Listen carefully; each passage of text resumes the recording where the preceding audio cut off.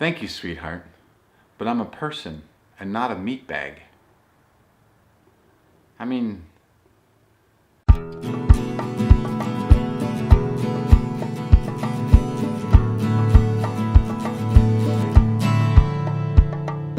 it's been 2 weeks since I signed up on both Tinder and Bumble for online dating.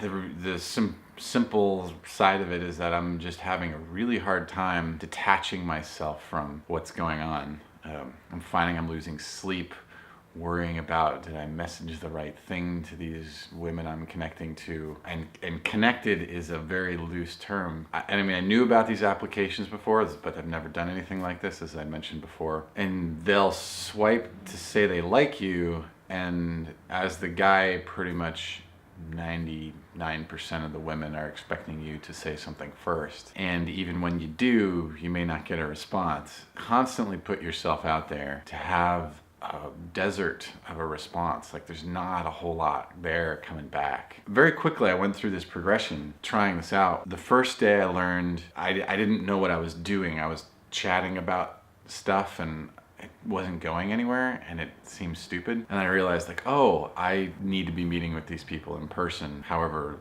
that works. And then the second day I also reduced a lot of stress when I would like be debating about, should I connect to this person or not? And I just started just following my own internal response around, oh yeah, they're cute.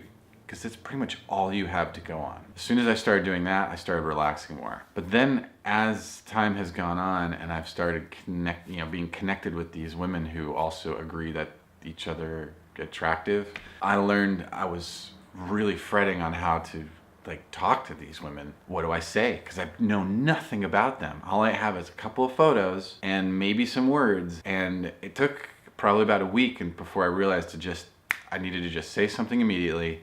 Whatever was true, be fully honest about how I received them and why, and see what happens. And man, some women don't even respond. Some women basically think I'm calling them a meat bag. Some have been pretty good, and I'll quickly try to move it toward, let me buy you a cup of coffee. Hardly anyone has gone for that. And I get it. It's an online medium, basically zero trust built. There's nothing they can know about you, so there's going to be a very high barrier to entry. And I get it. And it's really challenging. Just trying to stay grounded in my body and be honest and see what's out there. Because of how much it's taking up my brain space, I'm going to give myself one more week and then I'm just going to get off. I almost think what this is propelling me to is really just being out in the world more and interacting with people the old-fashioned way, meeting people and saying hi, holding eye contact, being super uncomfortable with strangers out in the world, but that in-person contact is actually the better place for me because I can connect. I can actually feel the person. I can understand where they are, where I'm at, and go from there. So I think that's what's going to happen. But it's been really hard. This week has been really hard.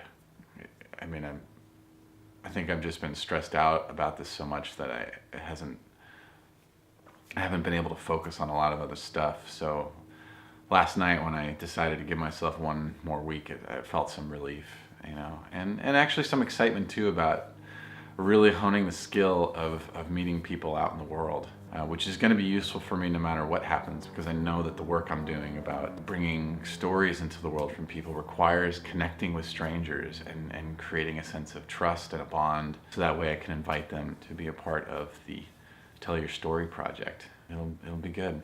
I feel good today, but my gosh, the last few days have really sucked.